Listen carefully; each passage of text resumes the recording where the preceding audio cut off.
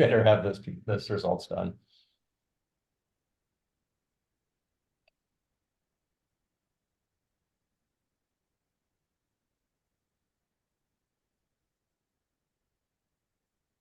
We're on, Ken. We'll give folks a minute to join in. I see that participants are still ticking up.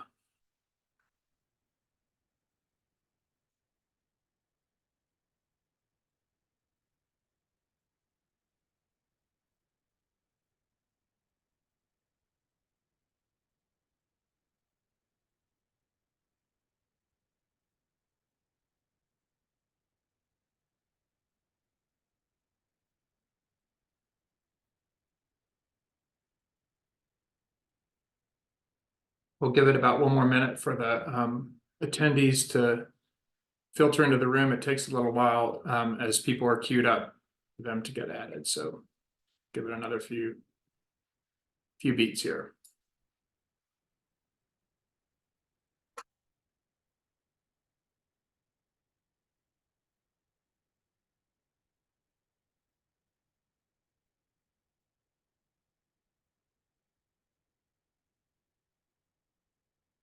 All right, it's about 1 minute after, so I will get things rolling on behalf of my co-convener, Dr. Ken Mayer.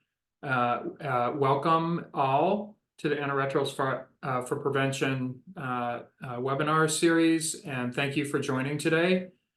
I'll just give you a quick idea of what's going to happen. I'm going to introduce our speaker, Dr. Aaron Siegler, and he will present for a stretch, I'd say 35, 40 minutes.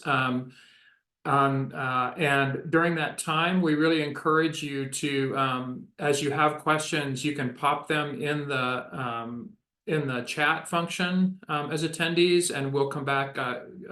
Dr. Mayer will lead a discussion after, so we'll come back and call on some of those. If you prefer to ask questions the old-fashioned way, after we finish, you can also raise your virtual hand, and Dr. Mayer will call on folks as well. So thank you again for being here. It's my privilege to introduce our speaker today. Dr. Aaron Siegler is an associate professor with a primary appointment in the Department of Epidemiology at Emory's Rollins School of Public Health. He's jointly appointed in behavioral, social, health education sciences as well. Aaron works at a unique intersection of epidemiology, behavioral science, and disparities in healthcare access. And as we all know, the good stuff happens at the intersections of scientific arenas. And Aaron's work definitely meets that criteria as the good stuff of really pulling in different disciplines. I just want to name a few of the innovative and impactful projects he's led. So I'll mention an SBIR grant that led to FDA's approval of 96 sizes of condoms in the United States. Before that, we had a choice of 1 size of condom, and there's now 96 because of his work. The development of PrEP Locator, joint work with Dr. Leandro Mena to develop and test electronic PrEP initiation and maintenance home care system, joint work with Dr. Mayer to test PrEP persistence intervention based on PrEP at home, a self-service kit for PrEP monitoring visits, and leading a large national probability sample of U.S. households to develop minimally biased estimates of COVID-19 infection, including asymptomatic infections. So there's a long list, but I would be remiss if I didn't end by saying that Aaron's a fantastic scientist, but equally important, a fantastic colleague. It's my privilege to be able to turn over today's presentation to my friend and colleague, Aaron Siegler. Aaron, over to you. Wow, thank you, Patrick. What a generous introduction. I really appreciate it. I'm going to share screen. Let me know if you can't see it. Okay, so I know I was supposed to talk just about apps today. I couldn't limit it just to apps though, so it's a little broader than apps, but I wanted to talk about case studies in HIV prevention. And so today I want to talk about kind of the state of mobile use, then I want to describe some of the challenges that we faced in bringing health apps to scale. I want to just detail some successful case studies in mHealth, describe the Blue Plus study, and some of our preliminary findings, and then hopefully have a nice discussion about future opportunities in mHealth. So mobile platforms are really incredibly prevalent now. I think, as we all know, but it's kind of remarkable, the shift. So currently 97% of American adults own a smartphone. That's all adults, versus 35% in 2011. 57% of male in the LGBTQ population report having used a dating app, and that those levels are higher among persons who are younger and at higher risk. Adult Americans check our phones 144 times a day. And for 89% of us, that's within the first 10 minutes of waking up. And for 75% of us, that includes time on the toilet. 3/4 of adults report checking new notifications on their phones within 5 minutes. So there's a high responsiveness to our smartphones in addition to frequent use. And then also we have apps are really a promising venue. The average phone has 40 apps installed, which in a way is quite a few, but in a way, to get one additional app on there is obviously you're competing with millions of other apps. The average smartphone has 18 regularly used apps. And as you can see, the vast majority of time spent in apps is on social and communications-based, followed by entertainment, browsing, and gaming. And then health and wellness gets just a small slice, 2.2% of our time in apps. So if you narrow it down to health apps, it's an even more kind of challenging and competitive space. So I published a paper with Hyman Scott and colleagues looking at kind of pitfalls and solutions to mobile app development. And I wanted to just highlight a few of the challenges here that we talked about in the paper. One we called the translation problem. And here, the problem is that successful research apps, even if they prove successful in a clinical trial, which our ultimate goal often as researchers, they may not translate into production models of those apps. So in late 2018, we searched NIH Reporter, found 40 grants awarded to develop mobile apps relating to HIV. 17 grants had completed their years of award, over 34 million invested. And we were unable to locate any apps that can be used by members of the public related to these grants. We are currently updating this search, and it continues to be a sparse landscape of translation from app to product that is a usable prevention strategy by the public. So why is translation so hard? One is that apps are quite expensive to maintain. They're much more expensive than websites and other kind of medium that are mHealth models. And a second related to that, but a bit separate, is that the financial models, either business or governmental, are really needed to sustain an app beyond research. So if a researcher develops an app, it comes into the world and it doesn't necessarily have a business model, nor are most academics business people who are capable of launching a business based on their research, especially something like technology-based apps. And then finally, apps often require intensive services such as staffing and additional prevention resources such as HIV tests or other prevention goods that actually are physical pieces that would need to be added in addition to the staffing components. So even if we translate, let's say an app is translated and can be used by members of the public, that's an evidence-based app, then we have the download problem. So downloads are probably only going to come from people who are aware of the app, who understand the utility of the app, and who are convinced that the app is better than its competition. So these are two pretty substantial challenges that we face. And I do want to note that similar scale-up challenges are faced by non-technology-based interventions. So, this is I think in all components of intervention-based research, we always face challenges with scale up and implementation, which is why there's a whole field of implementation science. So I don't think these problems are unique, but I do think the problems, I guess they are unique, but they're not, this isn't the only area that faces problems of scale. They're just different specific challenges than non-technology based research. I see one message in the chat. Okay. So today I want to talk about some successful case studies in mHealth.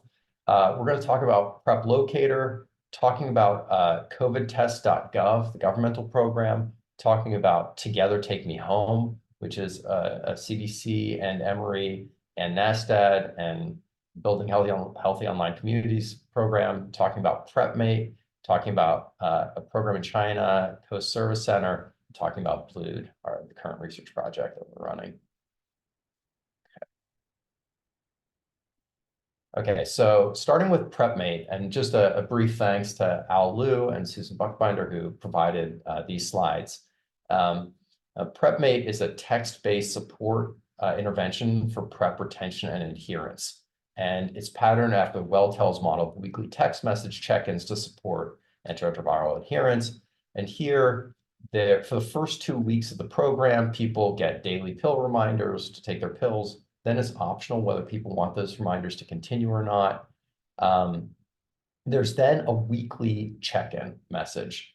And basically that check-in is, how is PrEP going? How are things going? And these are automated messages. So they come from an automated server, not from a human. And then people, based on people's responses, they can get personalized communication with clinic staff.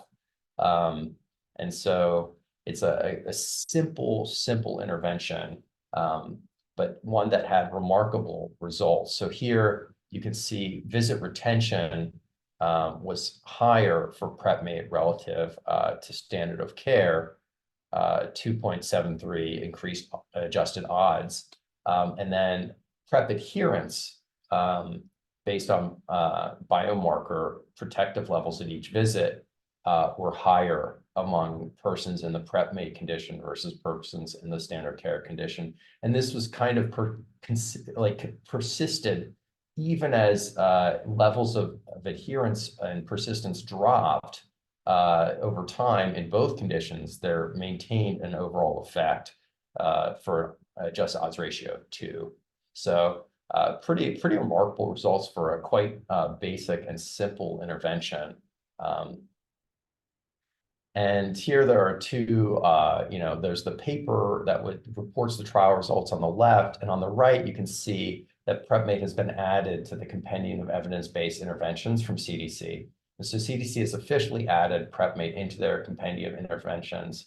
And also, I think equally importantly, Welltel has now made this model available. And you can, health departments can contact Welltel and bring their health services into that specific program. And so there's a scalability here based on the collaboration with the Welltel business. So next I want to talk about Together Take Me Home. This is a project led by Travis Sanchez at Emory and Patrick Sullivan at Emory. And it's really a joint project. It's a collaboration with quite a few other partners. So this is a CDC-funded program, but also closely in collaboration with Building Healthy Online Communities, which is a community-based organization, as well as NASDAQ. So the goal of Together Take Me Home is to distribute over 1 million HIV self-tests. I think it's fair to say that the program has launched and has had rapid success of many tests being distributed. And the concept is really simple. There's just a simple website that is shown on the top right here. A couple clicks of a button, a couple entries of information, and people will get an HIV test sent to their home. People who are eligible are over 16 and they live in the United States, and that's about it. This is a $41 million investment from CDC, so a really substantial investment from CDC to scale this up based on a previous successful pilot study. And it really is a kind of a multi-sectoral collaboration, including OraSure and Grindr, as well as the other partners I mentioned previously. And just to note that Grindr has a button now on their app that can allow people to get linked into this testing. So there's kind of these referral within existing business resources to encourage at-risk populations to access this program. And further, Grindr also built in a kind of reminder system that could that link to the system as well. So really a great example of a multi-sectoral collaboration. Next, I wanted to talk about the covidtest.gov program. So this is a bit of research that we did at Emory in our national COVID view sero study. It was a sero survey with a national household probability sample. And within that study, because we had a national probability sample, we were able to take our survey results and weight them to the US population. And so the US population is 128 million households, about 129 million households. Of those, 121 million were aware of the program, the covidtest.gov program. 77 million households had ordered covidtest.gov kits. And this is only as of 2022, in May 2022. So these numbers are actually underestimates. And then of those, a majority, 41 million, had used a covidtest.gov kit. A member of their household had used the kit. And so here is part of our MMWR publication. CDC highlighted that 1 in 3 US households has used a covidtest.gov kit. And a remarkable scope of a program to reach that many households, 1 in 3 households touched by an intervention. It's almost unprecedented. And here we looked at COVID test modalities in the prior 6 months by race ethnicity. And as you can see, the numbers on the bottom, the most common testing modalities split roughly evenly were lab or clinic testing, other home testing, and covidtest.gov home testing. If you kind of zoom in on those covidtest.gov home testing and other home testing, what you see is that other home testing has a very substantial health inequity, and that Black, non-Hispanic households were much less likely to access other home testing modalities, likely due to access issues. And what we saw with the covidtest.gov program is that inequity kind of disappeared. And so, a very simple, I imagine many of the people on this call ordered covidtest.gov kits like myself, and it was kind of a bafflingly simple system that you enter your address and they ship you a kit and you're done. So a really, really simple intervention that had remarkable scale in the United States. Another successful mHealth program is PrEP Locator. So in 2016, we realized that there was no single list of PrEP providing clinics in the United States. And so working with Shannon Weber and others, including Patrick Sullivan, we developed a list of PrEP providing clinics in the United States. And what we did was we started with a list of 2,400 clinics, and they came from some lists from local city and state governments, non-governmental organizations, professional medical organizations, and our web searches. We then deduplicated it. We ruled clinics ineligible for various reasons. The majority were not able to prescribe PrEP. They were conducting referrals, but not able to prescribe PrEP. We also ruled some clinics as ineligible who didn't have the front office trained in being able to describe to patients who are calling that they prescribe PrEP. And for those clinics, we gave them the opportunity to train their front desk staff, and we would call back. So in the end, we had 1,200 eligible clinics. We launched a kind of a website based on social cognitive theory, PrEP Locator website. We tried to lower barriers by getting information on whether people without insurance can access PrEP at that location, whether they have PrEP navigation assistance. We tried to lower complexity by showing distances from people's houses. We tried to increase trialability by allowing people to quickly visit websites. And finally, we sought to allow us to access networks of influence by allowing for a simple line of HTML code to frame out this, exactly what you see here, into their own websites. So people could add the PrEP locator into their own websites as a little web tool to find PrEP service provision. So, oh, the places a public health intervention will go when you make it publicly available and easy to code. It became the website on the website Greater Than AIDS, went to like some local community-based organizations like DC Takes on HIV, added the locator. The manufacturer, Gilead, added the locator. And PrEPFacts shared that this handy tool has been infinitely helpful. It's been shared many times, but it's too good not to share again. And so, the current status, there are well over 3,000 vetted clinics. They're in all 50 states, DC and Puerto Rico. There have been over 1.6 million page views, over 1 million unique users.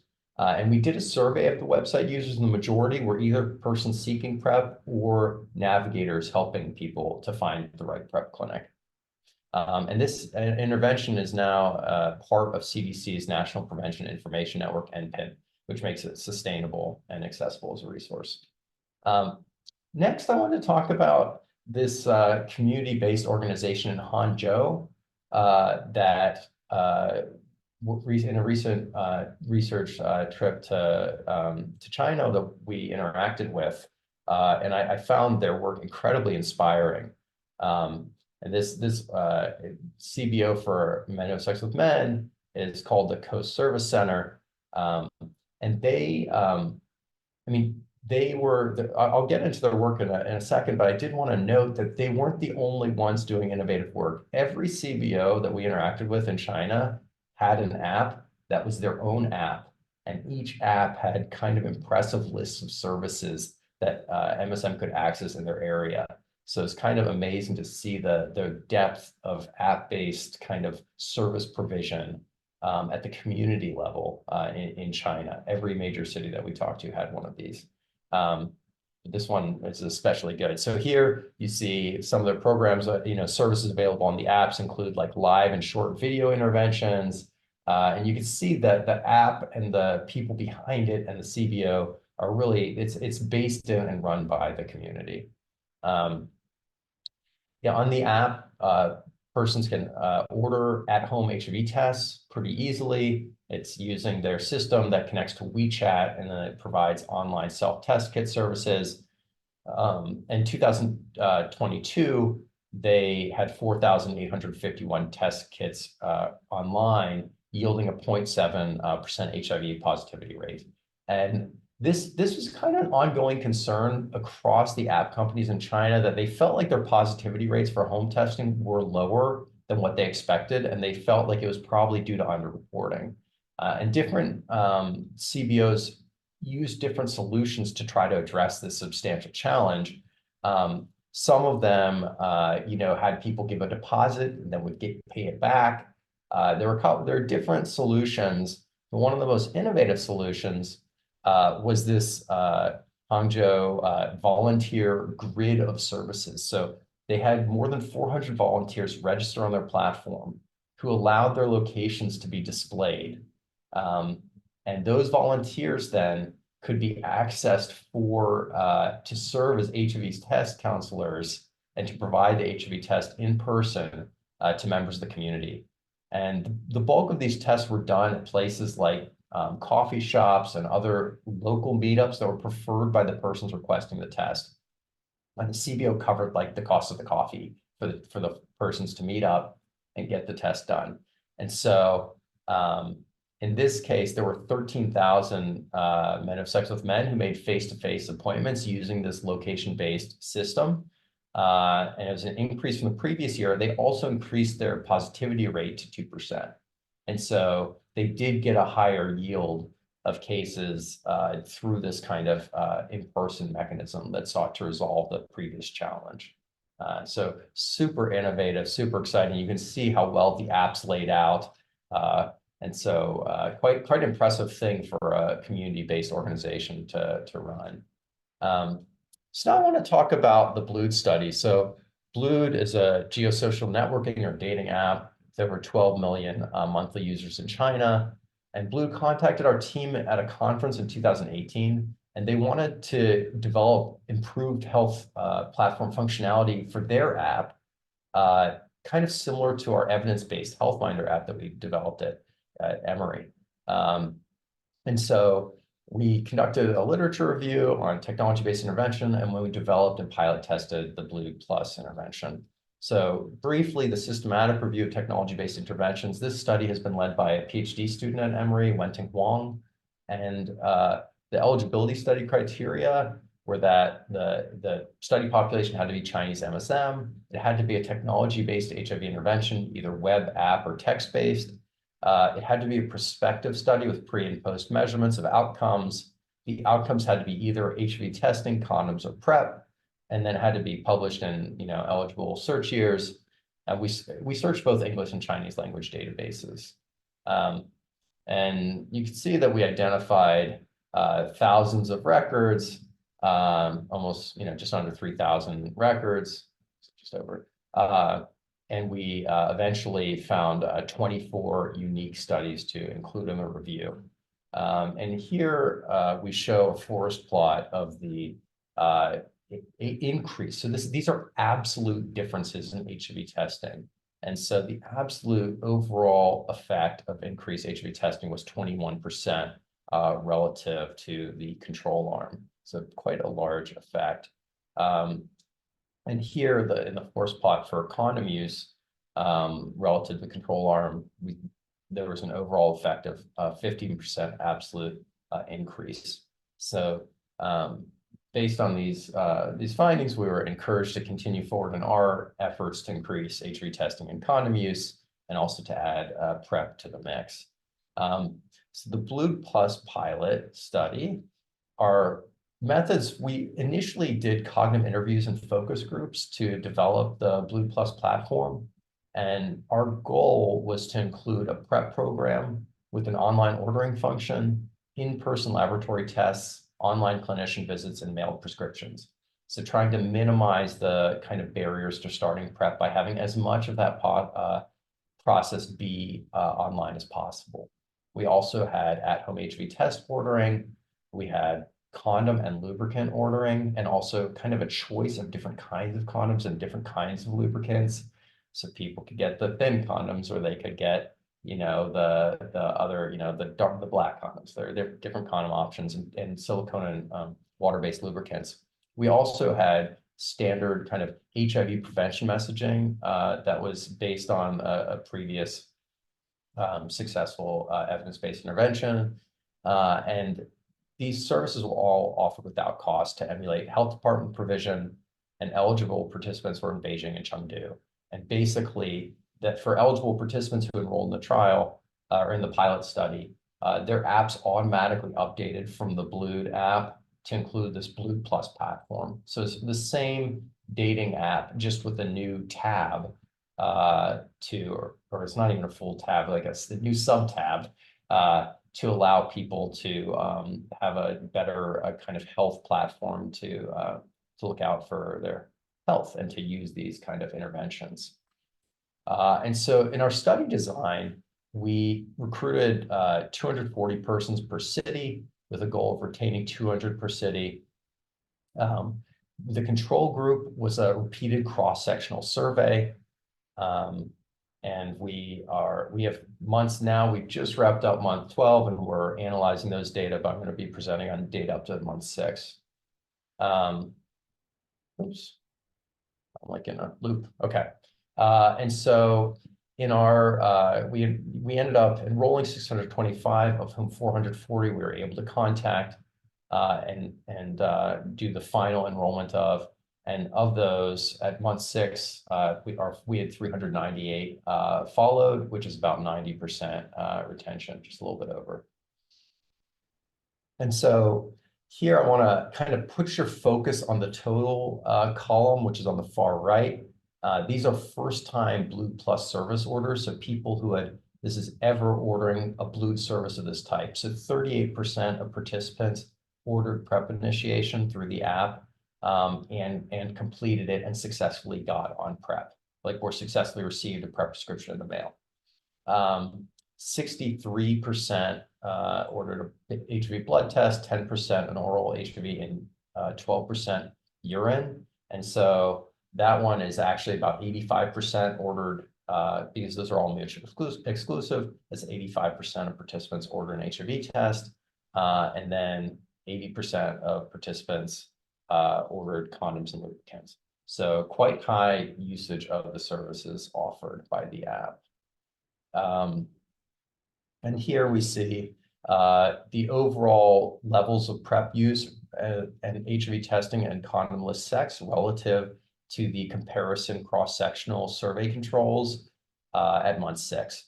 And so at month 6, we had 48% PrEP use in the intervention group, 18% PrEP use in the control group. The absolute difference of 30% is, in my opinion, remarkable and really encouraging, and speaks to the potential of this kind of idea, the concept of having prevention services built into platforms that people already trust. There's a large HIV testing increase, 20%, and then no difference in levels of condomless sex at last sexual intercourse. We also did an assessment of whether condomless sex was different among people who were not using PrEP, and there was still no significant difference at the 6-month period.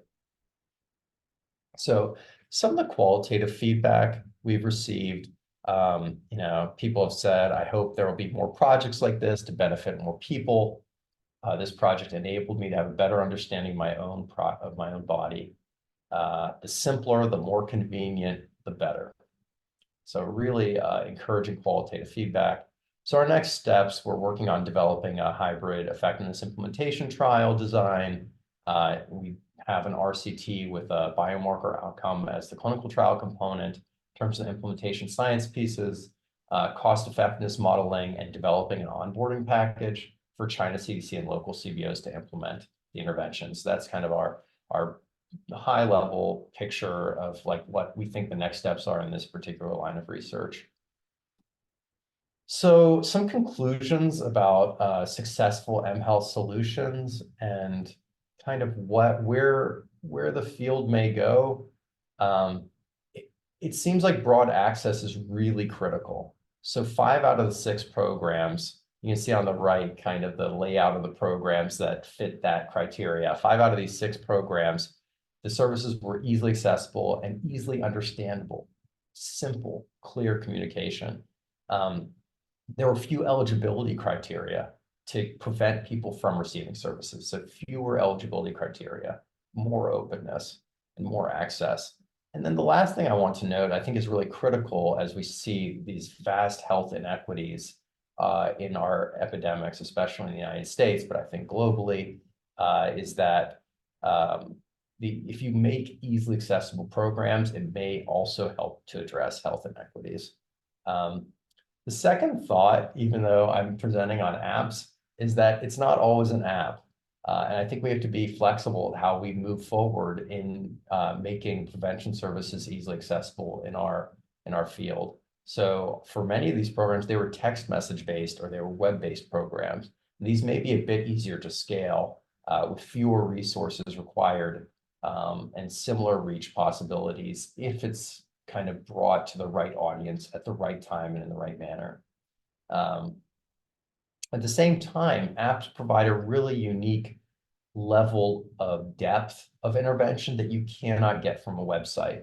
So for simple orders, those kind of like one-off interactions may be a bit easier to do a web-based program or text message program. But if we want deeper interactions, and we may really need to engage in apps, and there's a lot of promise in engaging in apps. And we're seeing things like Coast Service Center, but also like within the Blue platform and within Grindr for the promotion of Together Take Me Home, where apps can be a big part of a scalable solution. And so even though these translation and download problems remain, they seem to be able to be overcome. I think it really requires creative multi-sectoral partnerships.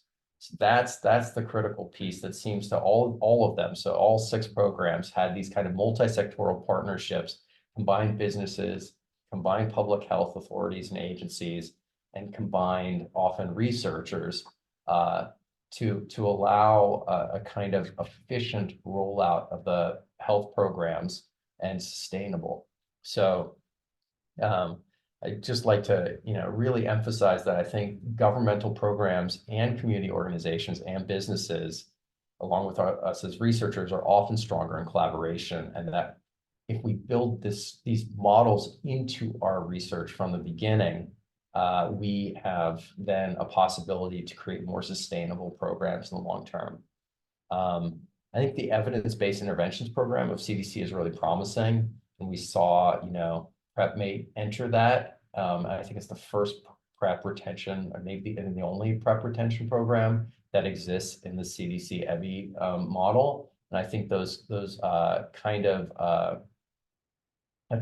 going to be a critical part of how we bring these things to scale, is using models like the evidence-based interventions program to allow for funding opportunities to translate into these technology-based interventions. And finally, just want to emphasize that building on existing models of business brings rapid scale. So I think that's a really critical piece. It's just that businesses already have the scale. They've already overcome the app translation and the download problem. And so they can, with a click of a button after some development, update the program for all of their users. And for Blued, that's 12 million persons that with a click of a button could receive a new set of services. I think that's it for my presentation for now. I saw one question in the chat. I just want to provide thanks and acknowledgement to our partners at Blued, as well as the researchers here in Atlanta at Emory, who have been a critical part of developing this research program. Partners from the PrEP Locator include local partners, as well as organizations that supported us, and partners for our PrEP analysis work, and then also acknowledge ALDU and Coast Health for their slides shared today, and then acknowledge NIH and Gilead for funding support for the research. So looking forward to the discussion. Aaron, that was wonderful. So thank you very much. Really comprehensive, lucid, and really important work. So can you see Neo's question?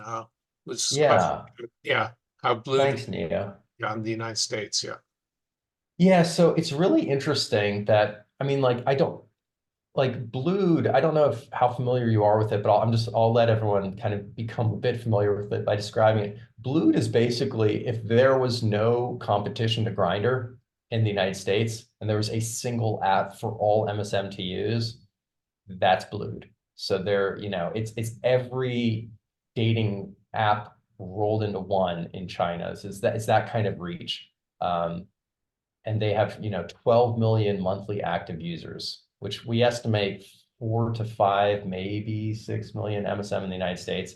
So it gives you a sense of the scale of Blued.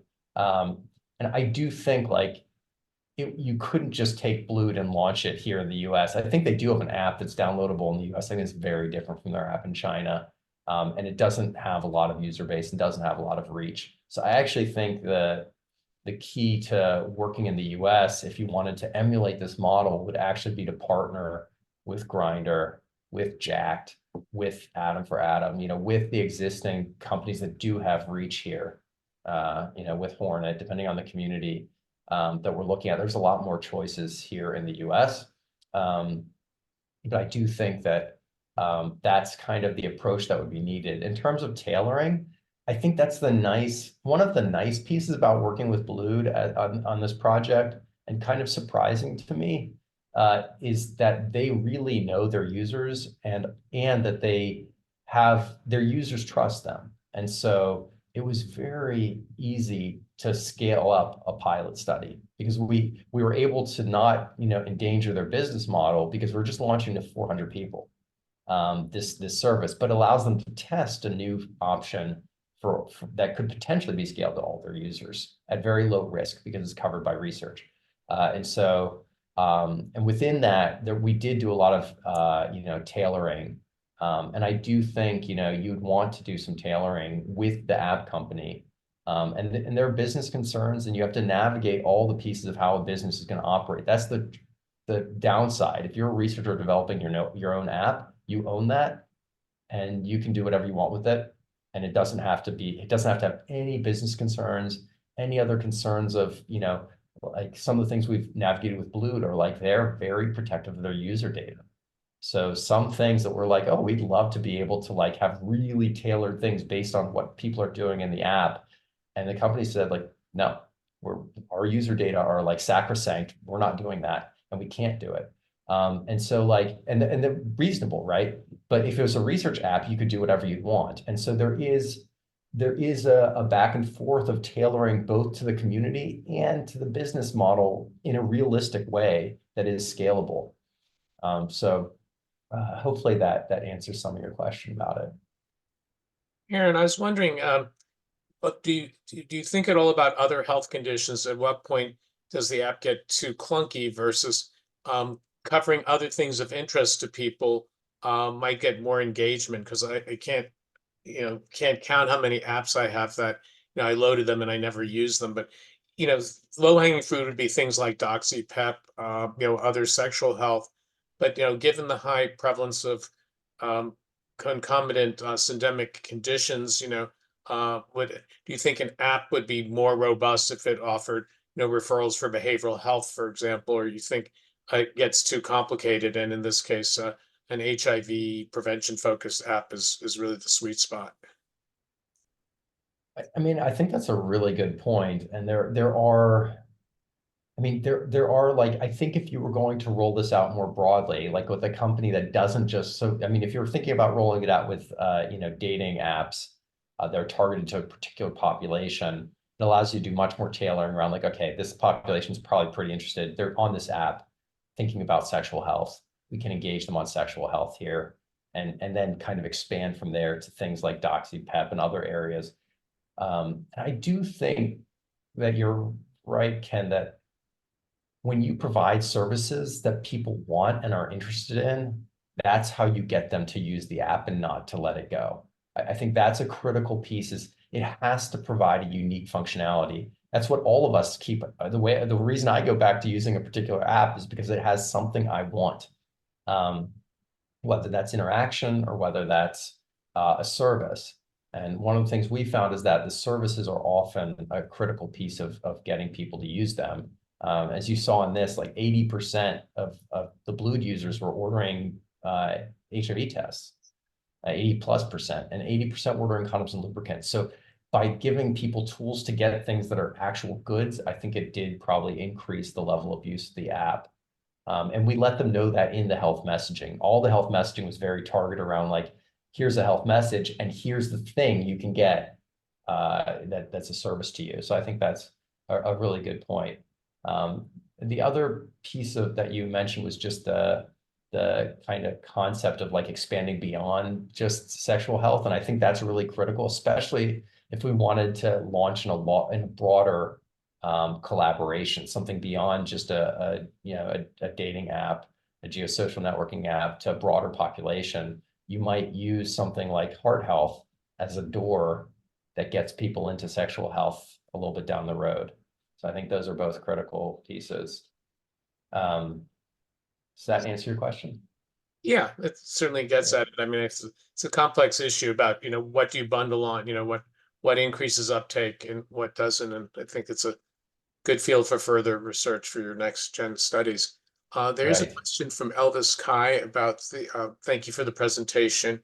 And the Chinese model would work in North America, short videos and in-person coffee chats, consulting. So cultural tailoring, yeah. It's really interesting. I don't know. I think we definitely have had the same concerns here in the US about low rates of HIV self-tests that have been distributed, low rates of return of positive results. And I do think, you do everything you can to try to encourage results return. You offer counseling, you offer, 24-hour call lines, you offer, you make people aware before they test of these critical services. You do what you can, but we still, I think, have had slightly lower than hoped for rates, as I think in the US, that in my research projects, but I think this is talking to partners around the world, this is always an issue with self-tests. So I think it's an interesting strategy. I think a lot of it would come down to, yeah, whether the community would be interested and would want this kind of service, and what that would look like. Clearly, this community-based organization was really connected to their community, and that was something they wanted, and was something that was like high, you know. So I think really talking to community-based organizations in the US about what their users might want, and maybe exploring that in a pilot study would be really interesting. And honestly, I think that the whole model of having community-based organizations in large cities have their own app is kind of novel. I don't think there are like standalone apps that are really highly functional to the level that every app company, that every CBO in China that presented to us, we heard from about 4 or 5, they all had these apps. They were all highly functional. I don't know if there's anyone who has any US CBO that has that level of functionality. So it's another area of potential research or intervention, is the idea of like kind of building up the technical capacity of these CBOs. Kind of fascinating as a sidebar, one of the CBOs was so good at programming in their app that they started partnering with local businesses, and they get paid to do the local business programming for like the local businesses app. And then they'd use all the profits would go into the CBO. So, I mean, that's the level of technological development experience that's housed at these CBOs in China. So kind of amazing stuff. Okay, Chen Lin, can you talk a little bit about initiating and maintaining a partnership with CBOs like Coast Services Center? Yeah. So what are some of the resistances, and how are your team addressing them over time? I think all partnerships have to be developed in a state of trust, right? And a state of acknowledgement and understanding where the needs of each are met, and how to meet those. So we met with the CBOs who supported the Blue Plus work prior to launching, prior to even applying for funding for the clinical trial, or for the pilot study of the last round. And then we've like met a couple times with them, not as often as we had actually planned to because of the pandemic, but we continued to meet with them once we were able to travel back to China. And so I do think like maintaining that line of communication about results, about how things are going, is really critical. And then having a relationship built on kind of mutual interest and trust. So it is a challenge. The other piece of it that's been really useful for us is being honest about your limitations. Like, I am not fluent in Mandarin. I know a handful of words. And so understanding that we really needed staff who could help bridge that language and cultural divide, and hiring accordingly was really important for us to run the project. So great question. But smart hiring of staff is really critical. How could these models be applied for HIV treatment? Yeah, I do think that we again, the CBO model or the website model, I mean, there are these different models. To me, I think it's more, if you look at the scope of these projects, these 6 different things, they're all interventions that were brought to enormous, they've been brought to pretty large scale and quite successfully. And I think if we look at those as models, each has a different particular focus, but I think each one shows a potential pathway that, depending on your partners and who you're working with, in the research world, and in the treatment world, like you could envision different pathways for success based on these kind of slightly different models, but all of them involve these multi-sectoral collaborations that really reached across the standard lines that we work in. So I think maybe that's one of the lessons, is if you want to create a sustainable and scalable thing, we may have to reach to slightly broader partnerships than we're used to doing, and doing it early may help to bring about that scale. So great question. I can't begin to pronounce your name. I'm sorry. But great question. Thank you. And Elvis says, thank you. Very interesting to see these ideas implemented in China. Great. Oh, and we've talked from Philip. Thank you, Philip. Challenges or have ideas about including adolescents in this work?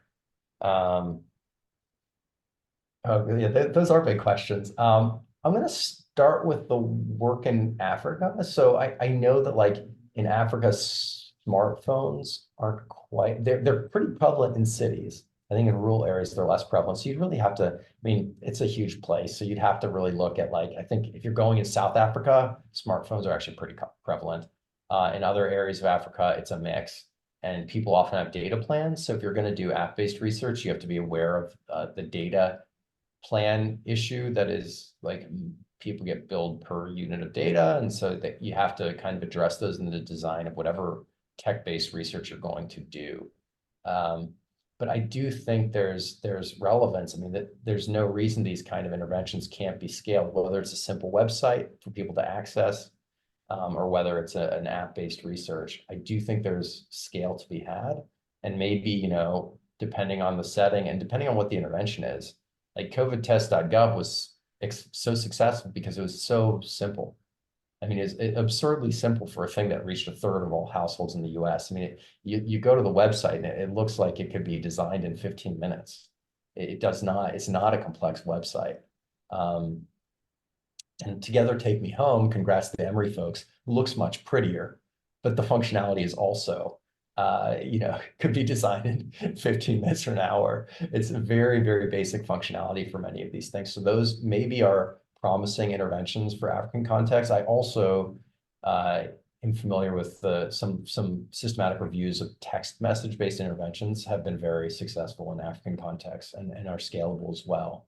So I think definitely that some of these pieces are scalable in other settings. I think that's one of the encouraging things about these technology-based interventions is you can think about what they take to scale in different settings and pretty easily. In terms of adolescence, that may be the next phase of the work is to think how to extend the reach of this beyond kind of adults who are the focus of the app and into, or like, I think who are the main target user demographic of the app, and thinking through and being honest about there are adolescents using these apps. And so how do we reach that younger age group as well? I'm sure that like some tailoring would probably be needed for that, but I think that's a promising area. Great, Aaron. Is there anybody on the call who'd like to ask a question verbally? Please unmute. We have a few minutes before we're going to close.